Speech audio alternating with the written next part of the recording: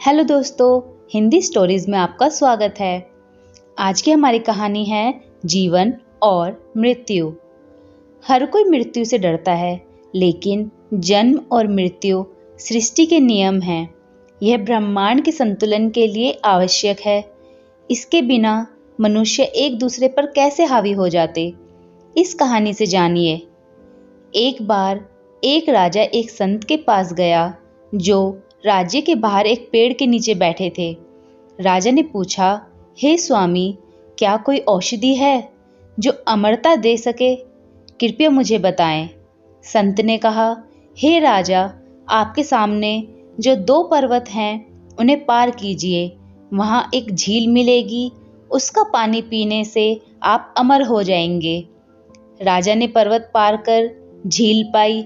जैसे ही वह पानी पीने को झुके, उन्होंने कराहने की आवाज सुनी। आवाज का पीछा करने पर उन्होंने एक बूढ़े और कमजोर व्यक्ति को दर्द में देखा।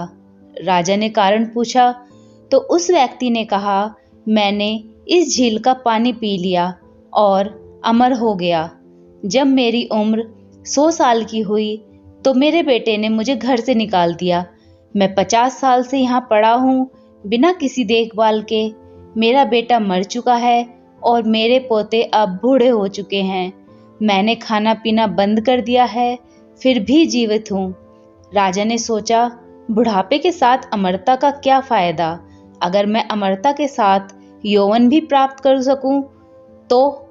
राजा वापस संत के पास गए और समाधान पूछा, कृपया मुझे अमरता के साथ यौवन प्राप्त करने का उपाय बताएं।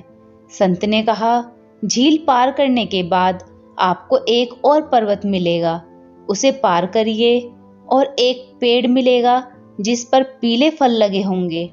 उन फलों में से एक खा लीजिए, आपको अमरता के साथ यौवन भी मिल जाएगा।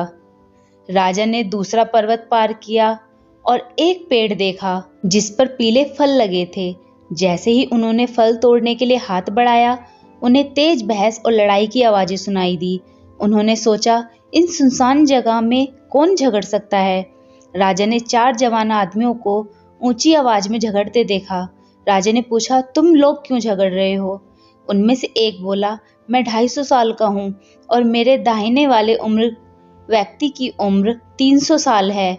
वह मुझे मेरी संपत्ति का हिस्सा नहीं दे रहा। जब राजा ने दाहिने वाले व्यक्ति से पूछा, उसने कहा, मेरा पिता जो 350 साल का है अभी भी जीवित है और उसने मुझे मेरा हिस्सा नहीं दिया, तो मैं अपने बेटे को कैसे दूं? उस आदमी ने अपने 400 साल के पिता की ओर इशारा किया, जिन्होंने भी वही शिकायत की।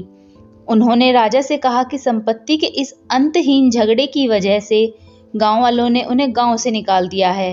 राजा हैरान होकर संत के पास लौटे और बोले, धन्यवाद, आपने मुझे मृत्यु का महत्व समझाया।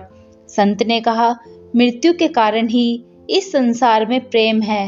मृत्यु के बारे में चिंता करने के बजाय हर दिन और हर पल को खुशी से जियो। खुद को बदलो, दुनिया बदल जाएगी। दोस्तों, कहानी पसंद आई हो तो एक लाइक और अपने दोस्तों के साथ शेयर करना मत भूलना और मेरे चैनल को सब्सक्राइब करना। धन्यवाद।